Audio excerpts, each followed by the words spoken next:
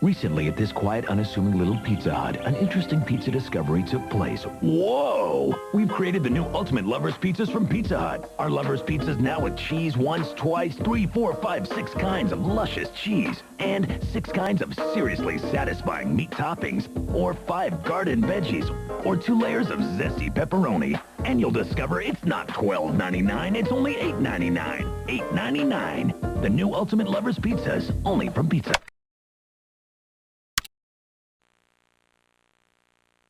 If you were born in the 90s or late 80s, there's a good chance you have some nostalgia for this sound.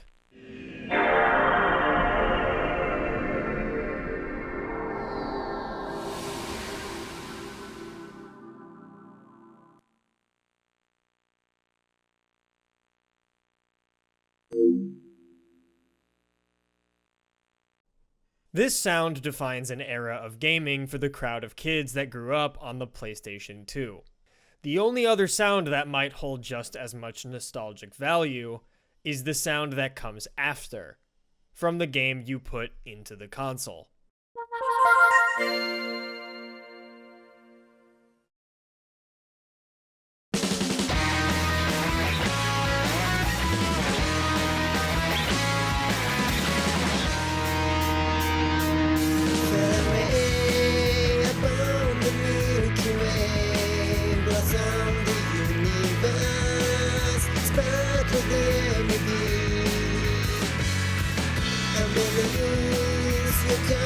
Shining bright and blue, your starlit dawn, countless labyrinths. Tell me I'll be singing in your mind, connect this with a magical down, where we finally thought we should to find that warmth of machine. Oh, go ahead, make love to me, and it must be preset free. With your inbuilt metronome, and I know without the slightest doubt, to say broken and alone, we make the perfect match. Oh baby, baby.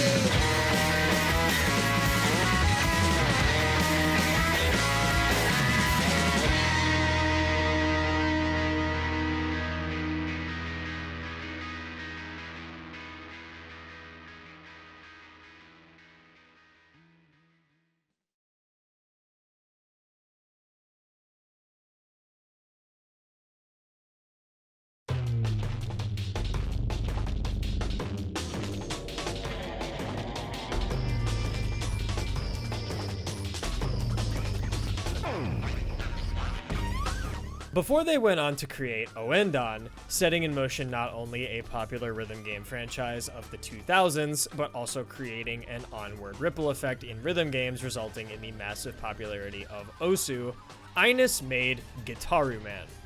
Gitaroo Man released in 2001 in Japan and 2002 in Europe and North America, and was published by Koei Tecmo, most known for Dynasty Warriors and other RPG games, and not so much experimental rhythm games.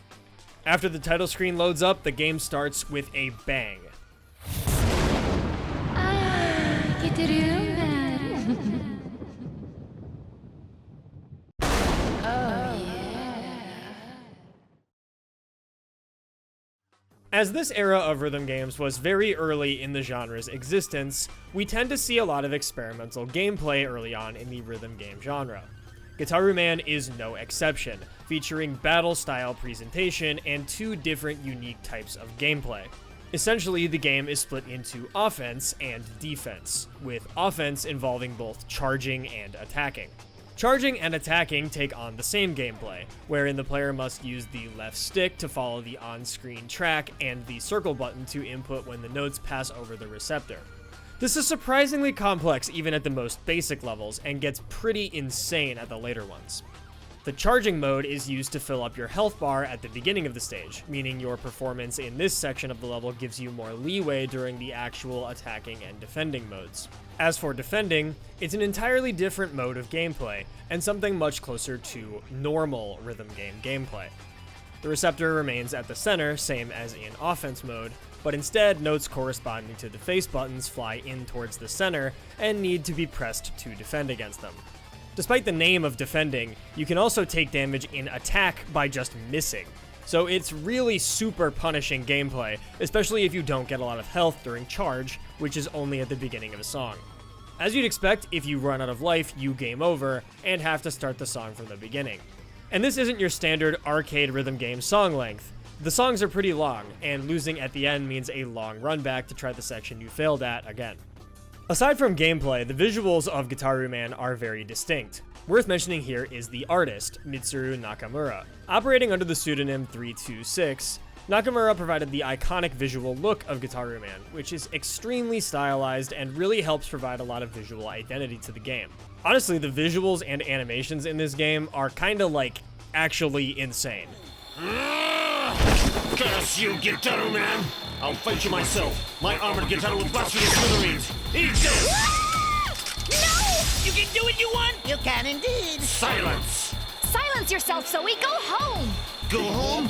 No, I won't go home. I'm going to rule the universe with the last Gitaroo. Playing a Japanese game from 2001 that is actually localized feels super strange.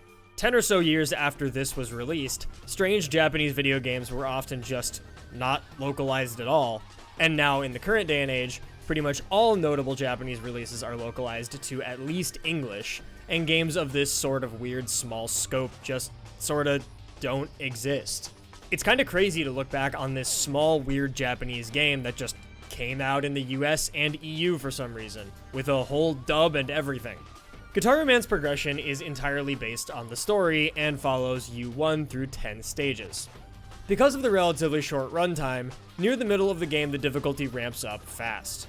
By the time you get to Sanbone Trio, the game definitely expects you to be able to play at least a little bit. In particular, the track following mechanics are very strict, and the wiggly lines are really hard. Missing a long hold note early means sitting and waiting for quite a while for the note to end, and it's really easy to derail a long hold note. The cursor visually locks to the track when you point it in the right direction, which means you can't actually tell where your stick is really pointing, resulting in it feeling pretty dissonant when you derail, despite thinking you're pointed in the right direction. Essentially, it's hard to see how close to derailing you are. The wiggly lines in particular make this really hard. You either need to try and follow the path exactly, which is tricky, or try to set the stick in a position where you're still close enough to the wiggle to keep the cursor locked onto the track. It's very tough, and while the tracking gameplay is cool, it's by far the hardest aspect of the game, aside from when the notes get a bit too fast to press with your thumbs, a common issue with early controller-based rhythm games. A single playthrough on normal difficulty is quite short, taking only a couple hours, and honestly is a really nice afternoon jaunt. I sat down and did pretty much the whole thing in one go. Despite my issues with the cursor tracking, the game is actually super fun, and you can very easily see how this is the team that went on to make Oendan and Elite Beat Agents. It really has that whole using music to save the world vibe. Now, after completing the game once on normal, you unlock Master Play. Master Play is essentially just a way stricter mode where you gain less meter during charge and take way more damage. Despite getting through the main game with not much trouble at all, I started failing immediately on Master Play, on the very first level. Honestly, it's just way too big of a spike, and really feels like they just put it in to pad the game out. But maybe I just suck. Overall, the game is a lot of fun, and it's easy to see why people look back on it fondly as an early entry in the rhythm game genre. It has a ton of personality and charm, and I think it's totally worth giving a try even today.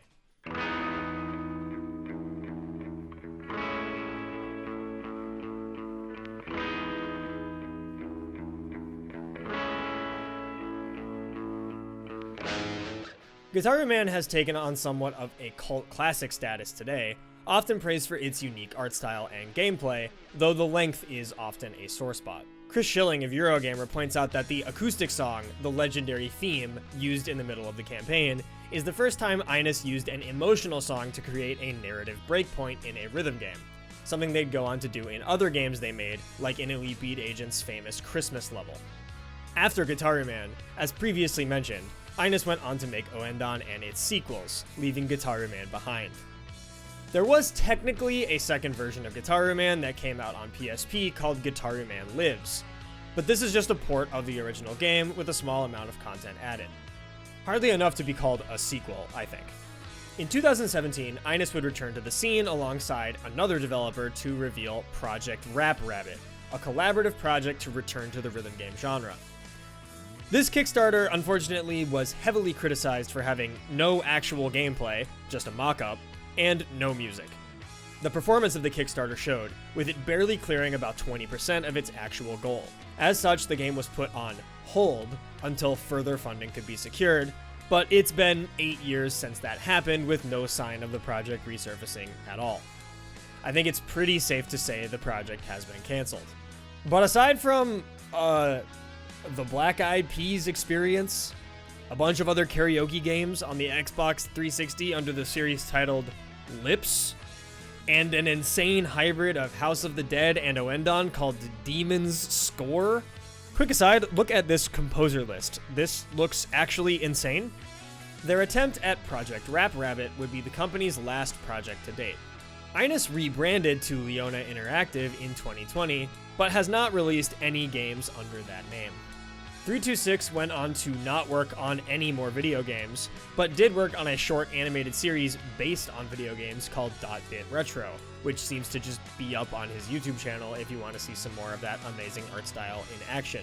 While there seems to be a lot of love for this little early rhythm game, there weren't really ever any rumblings of a sequel kicking around. Despite having pretty innovative gameplay and a unique style, it remains quietly tucked away in the back corner of the rhythm game genre, waiting for those who are curious enough to journey back and find it.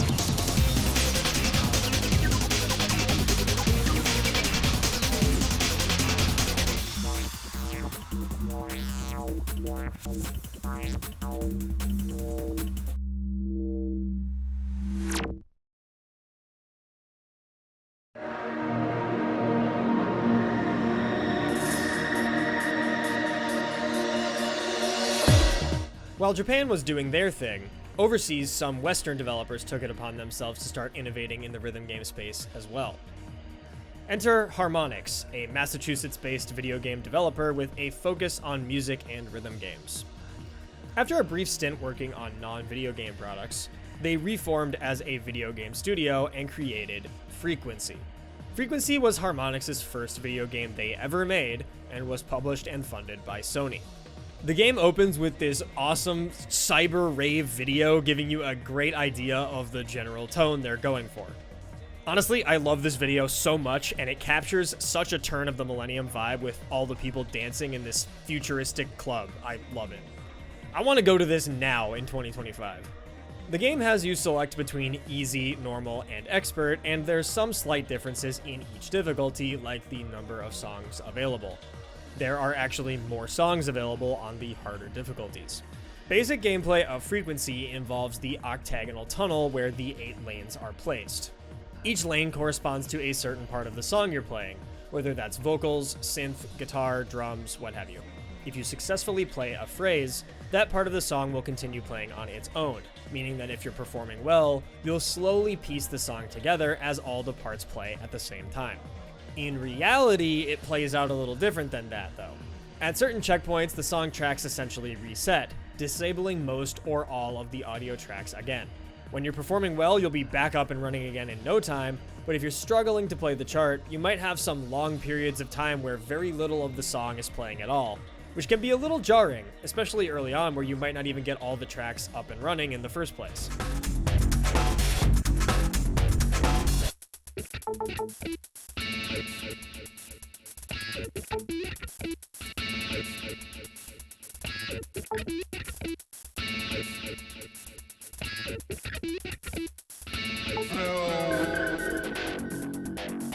I know y'all do that. When you complete a section, you have to switch between tracks using the D-pad, and you better be ready to hit the next note in the track you're switching to, because if you miss it, you drop your combo and lose your multiplier, which will really affect your score.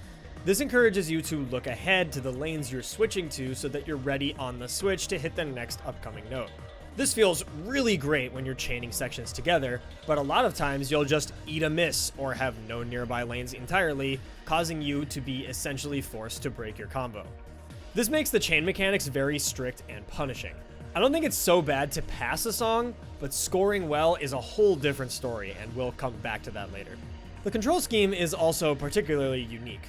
While you can use the face buttons to hit the 3 lanes, if you want to be able to play anything remotely high density, you're going to need to use the other control scheme, that being L1, R1, and R2. This allows for some more coverage of the lanes and is much more ergonomic and fun to play with. It probably doesn't seem very intuitive, but it's actually a really great control method and leaves your thumbs room to use for switching lanes and activating power-ups. The game is full of personality with its unique style and varied song list. At first I kinda thought that the song list was a bit silly and of the era, but as I played more of the songs, I found myself legitimately enjoying the unique vibe the game has to offer. It features some funny details too, like how every song's description shows a link to the website of the artist in question. I thought this was silly and very of the time considering the state of the .com bubble at the time that this game released, but I actually kind of vibe with having it there. Along with the link, there's a whole blurb about the song or artist, and I really like that. It gives a bit more context to the music you're playing and feels respectful to the artist whose music is included in the game. Some of these websites are even still up and are updated from the artists that are still active, though there's also some great ones as well, only available on Internet Archive now too. It was a pretty fun little diversion to go look at some of the new and old websites. It's a cool relic that the game holds. Frequency is not all perfect by any means. While the game is fun, it does feature some questionable decisions, such as difficulty-locked songs. So certain songs are only available on the higher difficulties, limiting the content available at the lower difficulties, where more players will probably be. In addition, there are also score-gated songs in each section of the main mode, which seem really hard to get. They require a cumulative score across all the other songs in that section to unlock. Despite clearing all the songs, I was finishing sections with under half of the cumulative score requirement, and in my time playing the game, I didn't manage to unlock any of the score-gated songs. It just seemed a bit excessive, but I'm not gonna fault them too much considering how underdeveloped the genre was at the time. But I certainly would have liked for those score gates to have not been there. Despite this, I did try my best to unlock them, so I decided to look up tips to see if I could find any information on scoring. The GameFAQs articles I looked through weren't much help, although I did like that a common recommendation was to use eye drops to prevent your eyes from drying out when playing hard songs. But in the process, I did realize the freestyle tracks that show up when you have most or all of the tracks cleared in a section do actually give you score, which does help a bit. All that said, it has the usual problems with early rhythm games. Fast songs are really hard, like way harder than the rest of the songs in the game, and some of the patterning is pretty questionable. Most modern rhythm gamers, for example, would tell you that alternating two-hand trill, in this case, pressing L1 and R1 alternating, is the easier pattern for trills, rather than toggling your one hand between R1 and R2. But sure enough, more often you see heavier patterns on the one hand, making some of them really hard. Additionally, since the songs are really long and you need to grind them for score to unlock the other songs in this section, the songs can get pretty tiring to play so much, since you're restricted to those songs in the same section as the song you're trying to unlock. There's no reason for you to cry. We'll always be around. The view of Frequency over time has been generally positive. Several publications viewed the game as setting up for future development of the rhythm game genre due to the novelty of rhythm games in the West. I'd say that most of the reception takes on a ahead of its time type of view. In terms of the West, this is very obviously the only rhythm game from that period that even remotely resembles what rhythm games are today, and re-reviews of the game from later down the line assert that the gameplay has aged well, which I agree with. The game is still super fun to play despite a few small issues. The game has also been praised for its time capsule aesthetic, which it absolutely has. It's a real fun little look back to the style at the turn of the millennium. After Frequency, there was a direct sequel, Amplitude, that had a different sort of musical focus. It had the same gameplay, but foregoes the tunnel in favor of a more widespread playfield, which I like less personally. It has a pretty different vibe to Frequency overall, but the gameplay is pretty much just as good. I guess I probably have to mention that Harmonix did go on after this to make Guitar Hero, and then later Rock Band. So yeah, they were probably a bit more interested in pursuing that for a while. There was also Rock Band Blitz, which clearly takes some mechanics from Amplitude and Frequency like the lane switching, but the other parts of the game work a bit differently. That game released in 2012 on Xbox Live Arcade. Later down the line, Amplitude would get a reboot, essentially serving as the third game in the series via a Kickstarter. It reviewed well, but was criticized for lack of content, which pretty much anyone can see if they play it. It really does feel good to play, but most of the content can be breezed through very quickly, and the game got no DLC. So the game sort of just came and went, and was the last we heard of anything related to Frequency or Amplitude. These days, Harmonix is working on Fortnite Festival, a mode in Fortnite that has seen some success, but is often criticized by hardcore rhythm gamers for some questionable decisions around the content releases for it, in addition to a very slow rollout of commonly requested features and updates. With Harmonix deep in the Fortnite dev cycle, I can't say that I see the return of Frequency or Amplitude anytime soon. But as a time capsule both of the era and pre-rhythm game landscape, Frequency holds up surprisingly well, honestly way better than you'd expect. You can tell that Harmonix had a good idea of what type of game they wanted to make at that time, and you could definitely make the argument that Frequency and Amplitude paved the way forward toward Guitar Hero. So I think it's worth remembering, at least for that.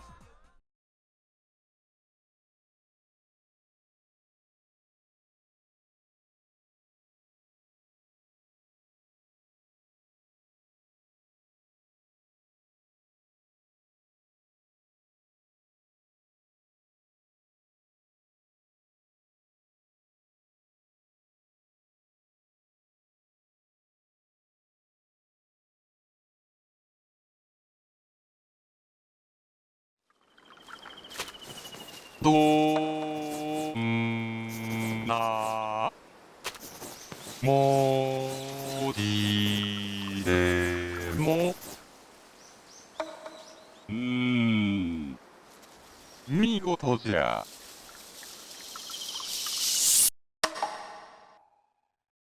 あっちゃ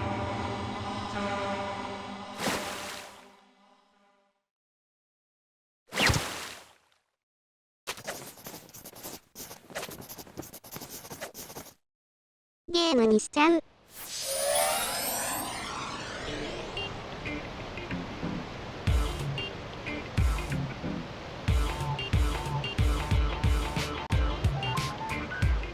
Over in Japan, people playing video games around this time might have been exposed instead to a different rhythm game that most in the US and EU were not. This is Mojib Ribbon.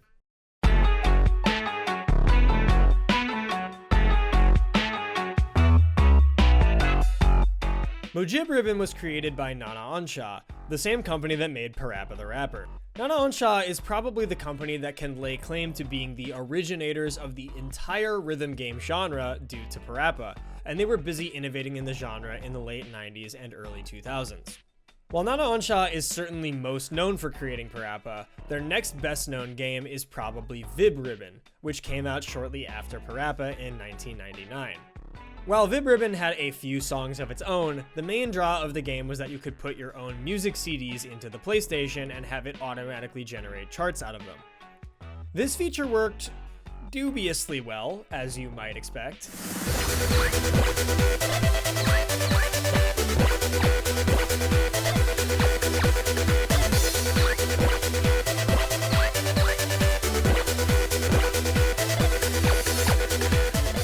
But they weren't done with this experimental rhythm/music type of game just yet. And so Mojib Ribbon was created as a spin-off of Mojib Ribbon in 2003, only in Japan, unlike Mojib Ribbon, which did at least release in Europe. Mojib Ribbon is also a rhythm game and features art from Kiri Matsuura, a computer graphics artist and the same person that designed Vibri from Mojib Ribbon. It seems it was pretty much entirely the same team from Mojib Ribbon that made this game, so it would only make sense to have the same person doing design. However, the overall vibe of this game is much different than that of Mojib Ribbon. The art is done in the style of sumie ink wash painting, giving the game a very unique look compared to, well, pretty much anything else. The music was done by Japanese band Laugh and Peace, the same group that did the soundtrack of Mojib Ribbon. For all intents and purposes, despite being labeled as a spin-off, these similarities and through lines give the impression that this is really Mojib Ribbon 2, or maybe at least was at one point in the game's development. The gameplay itself sees the player controlling the main character Mojibri, as well as a few other characters throughout the game's main runtime. The gameplay is conducted entirely on the right stick and involves writing out the lyrics to the song that you're playing. Holding down on the stick will cause Mojibri to start writing out lyrics and needs to be released at the end of the section. After going around the entire lyric, if you have written every word, you can press up on the right stick to advance to the next lyric and also to get an ink refill, which essentially functions as your life. You're required to succeed in writing out the entire lyric before you can advance to the next one. So if you miss, the lyric will continue looping until you either write the whole thing and advance, or run out of ink and fail. The main thing that causes you to lose ink is misinputting down with incorrect timing, causing Mojibri to tumble and lose ink. If you lose too much ink, Mojibri will start to transform into a more primitive version of himself until you reach the bottom and fail out. There's actually quite a bit of nuance to the gameplay system, however. While you can just simply press down to write the words, they'll come out faded and give you less score. To write well, you have to preload the brush with ink by pressing up on the right stick just before you press down to write a phrase. This action can be chained together on close sections, where instead of simply releasing the stick to stop writing, you can press up at the end to load more ink for the next phrase. If you keep writing too long at the end of the phrase, you'll smudge the word, costing you ink and some score. Additionally, if you preload early, you'll use too much ink, causing you to write boldly and waste a lot of ink. This leads to a surprising amount of finesse required to play well, where you need to be deciding on the fly whether to just release normally or immediately preload more ink for the next section. Additionally, if you're running low on ink, it might actually be a good idea to preserve and not go for anything risky and chance failing. It's a surprisingly deep system. Chaining together good writing will also evolve Mojibri's form upward rather than down, and is a good way to have a gauge on how well you're doing. It's a fun challenge to manage scoring and survival, and it actually feels really good to perfect chain sections together and really get in the zone. It's a lot more fun of a gameplay system than I would have expected for something this complex. The game also actually has some sort of rating system, but it just seems to be dependent on how many of the game's 20 songs you've cleared. I'm not 100% sure, but I think that technically makes Mojib Ribbon the first rhythm game to have a class system. The main progression of the game involves playing through the game's 20 stages and passing them, with the characters collecting stones along the way. Additional characters are added to the game at stage 7 and 13, each with their own unique synthesized vocals and writing styles, which is super charming. The whole game is actually really charming. The visual style is great, the character designs are awesome, and just the whole vibe the game has going on is pretty fun. The beats used as the backing tracks are kinda all bangers, as you'll have heard as they're playing in the background here. At stage 10, you get introduced to the other main gimmick of the game, that being lyric editing. Because all the vocals in the game are synthesized, they added a feature where you can change the lyrics of literally every single word in every song in the entire game. To be honest, especially as a non-Japanese speaker, this feature is overwhelming, but it does exist. It's a very conceptual idea to have something like this where you have control over the content in the game, and it kind of makes it feel more music game than rhythm game. You can really tell NanaOn-Sha was trying a lot of stuff. Like, this is a game that feels early in the genre. Stage 10 and beyond is also where the main game just amps up quite a bit. Songs that are a lot faster and harder with more complex rhythms and that are sometimes just way longer. I don't think there were too many songs that were like brutally difficult, but there were some times where I was forced to conserve ink to survive rather than going for score. Overall, a fun playthrough, and actually compared to the other games in this video, it had a pretty good chunk of content. 20 songs for a full campaign is a pretty decent amount for the time.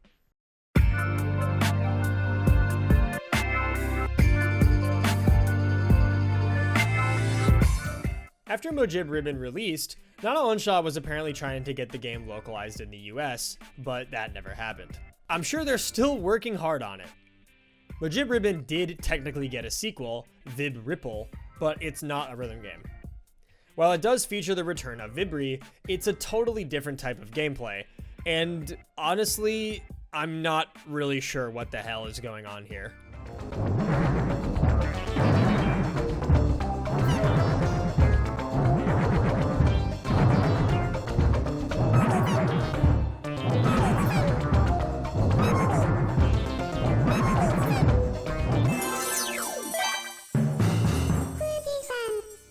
Mojib Ribbon would actually be NanaOn-Sha's last mainstream rhythm game for consoles to date. They did work on some weird mobile rhythm game projects like Musica and Furu Soma, but nothing that released for consoles. As a company, NanaOn-Sha went on to work on a bunch of Tamagotchi games on the DS in the meantime. All that would lead up to 2017, where alongside Inus, they would try to launch Project Rap Rabbit.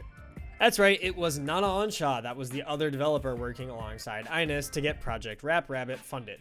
As mentioned before, that fell through, and that would be the last video game project for not only Inus, but also NanaOn-Sha, as neither company has worked on another game since then.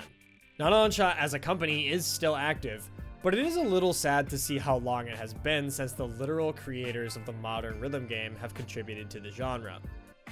I hope they can make a return someday. Rhythm games from the early 2000s were really just trying anything. The conventions for what we know as a modern rhythm game actually largely came from the arcade side of things, looking back on it now, but while those were evolving, developers were really trying to just experiment within the genre, which led to a lot of unique types of games that we really just don't see today. I think it's always interesting to look back on, because as a genre, rhythm games are so young. The people that created the modern rhythm game are still around today, innovating and trying new things along with the newer generation. So it can be really a fascinating trip back to see what people were coming up with right from the very beginning. If you find yourself with a free afternoon and you're feeling curious, go back and give some of these games a try. You might find that they're more fun than you think.